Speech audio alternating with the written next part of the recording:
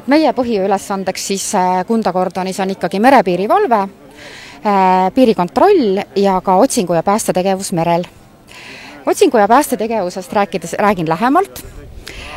Kasutame me selleks erinevat tehnikat, alates siis helikopteritest, piirivalvelaevadest, kaatritest, mootorpaatidest ja mobiilsetest mootorpaatidest, mille oleme täna toonud siis siia.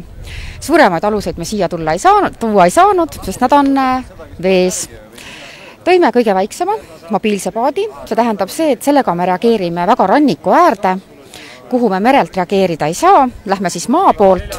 Paadi jaoks on meil džiip, millega me siis paati veame, nagu te näete, paadil on peal ka vilkurid ja sõidavad täpselt nagu politsei, teevad operatiivsõitu, peame kiiresti kohale jõudma koos paadiga ja paadi laseme vette, samal ajal siis pinnalt päästja, kes on läbinud vastava koolituse, riietab ennast siis vastavasse ülikonda. Vaatame ülikondi.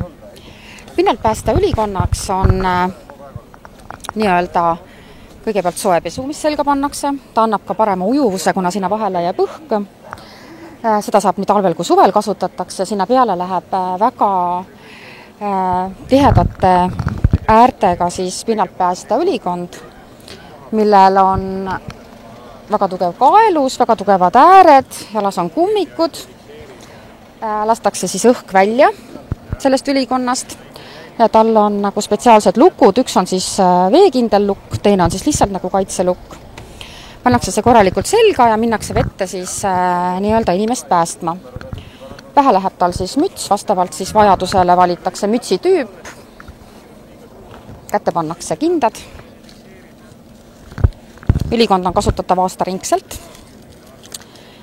kuna tegemist on ikkagi nii-öelda merepäästega ja otsinguga merel, siis ka suvel võib olla meres üpris madalad temperatuurid vees, nii et soe ülikond on asjakohane. Olenemata siis pinnalt päästja headest oskustest, paneb ta selga kindlasti ka omale päästevesti. Päästeveste on erinevaid, see on siis nii-öelda meile kõige parem töövest, mis ei sega liigutamist, on väga funktsionaalne, samas tagab ta ka maksimaalse ohutuse päästjale. Siin on veel üks ülikond, see on siis tegelikult nii-öelda enesepääste ülikond, kuna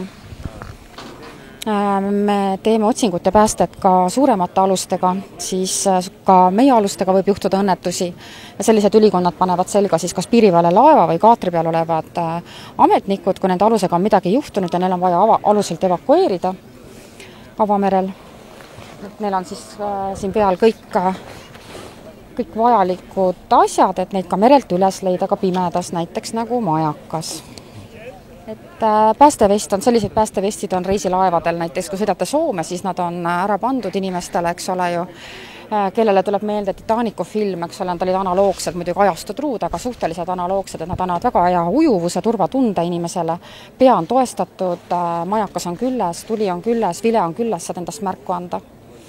Et sellised veste on võimalik näha ka siis Estonia erinevates videotes, mis näidatakse nendes päästetöödes. Tahaksin kõikidele öelda, kui te puhkate suvel mere ääres, ärge kaotage oma pead selles mõttes, et kenad suvepäevad, soe meri hajutab vahest meie riske ja tajuda ohtu.